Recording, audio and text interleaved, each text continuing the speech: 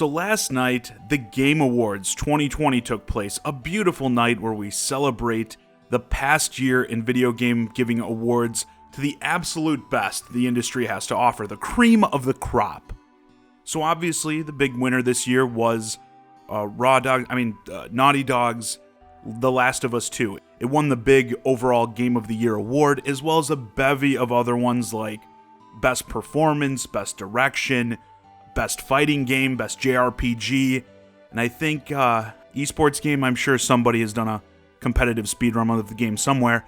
Amazing, totally all well-deserved, so congratulations to Neil Druckmann and his team for making this masterpiece that will be remembered for years to come.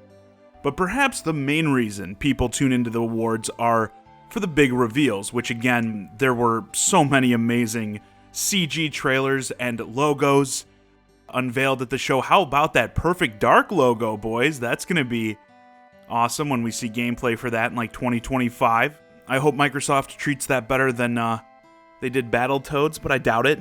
But many of the eyes were actually on Nintendo, not because of a big game announcement, but something way bigger than any stupid actual game could be. Now, before I get into this, I want to say, because this seems to be tough for some people, talking about the new Smash Bros. Character, hating on it, being excited for it, whatever, acknowledging Smash Bros. Ultimate in general, I guess, is okay, even if you're not happy with the Melee stuff that's going on. This may blow some minds, but you can like one thing a company does and not like the other.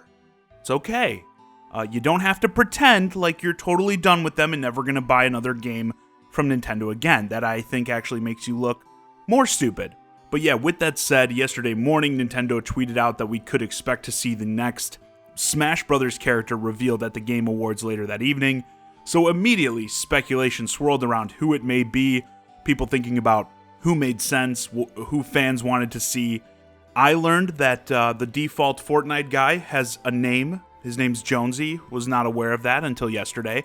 And once the character was revealed, as usual, everyone just loved it. There wasn't a single person who wasn't psyched for an anime dude with a sword to be joining the Smash Bros. Roster. Really, an arena this game has been lacking heavily in, right?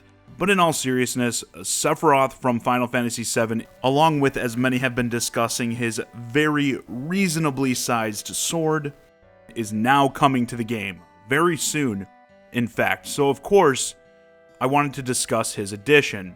Let's start with just the trailer itself. I thought it was done fantastically. We got kind of something similar to the original cinematic opening for the game. Newcomers were included, like Banjo and Kazooie. That was awesome.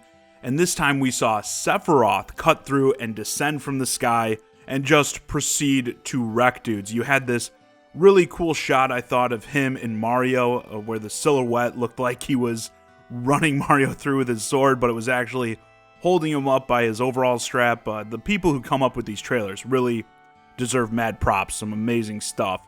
In terms of an addition to the game, I always think of Smash as a celebration of gaming's history, and in that regard, I think Sephiroth is a fine addition for sure. He's one of the ultimate villains in gaming history. He's a cool, badass character. If you had a bunch of people list their top 5 video game villains, I think his name would pop up in most of them. Totally worthy in that regard of a slot. I know that's one way people like to think of things, but obviously, as I alluded to, the abundance of anime dudes with swords is a bit of a meme already in this game.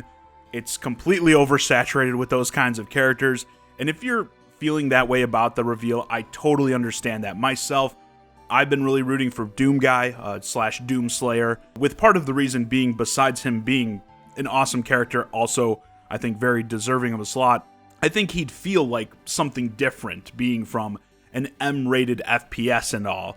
But the counter to that, I'd also say too, is I know one of the big characters a lot of people want in is Sora from Kingdom Hearts, and he also kind of fits that anime sword aesthetic.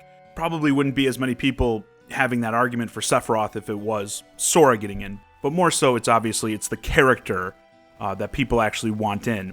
And from the Final Fantasy end of things, I know that community feels a lot of the time like 7 gets too much attention when there are so many great games in the series, 8, 10, etc. And I get that angle of like, well, if you're going to add another Final Fantasy character, could we maybe get someone from another game in the series, which I understand that as well. But at the same time, guys, let's be real, no one cares about your stupid FF game that isn't 7.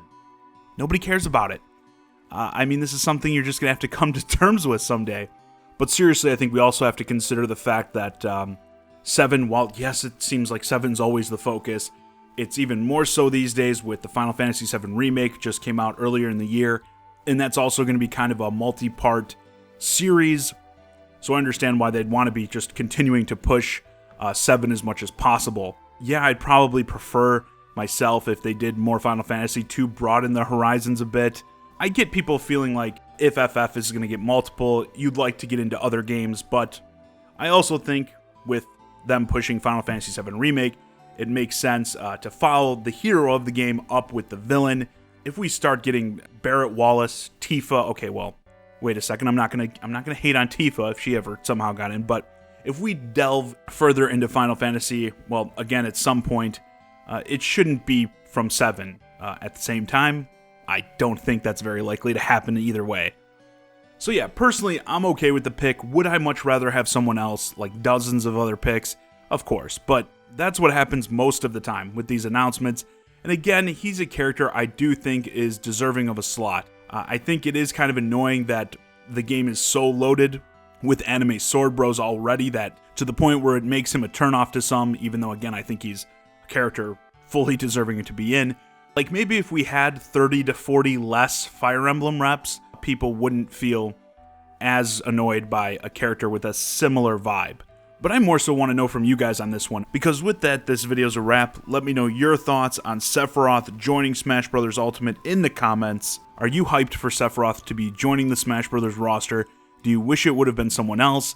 And what do you think of the Game Awards 2020 night as a whole? Hey guys, I hope you enjoyed this discussion of Sephiroth descending into Smash Bros. Ultimate.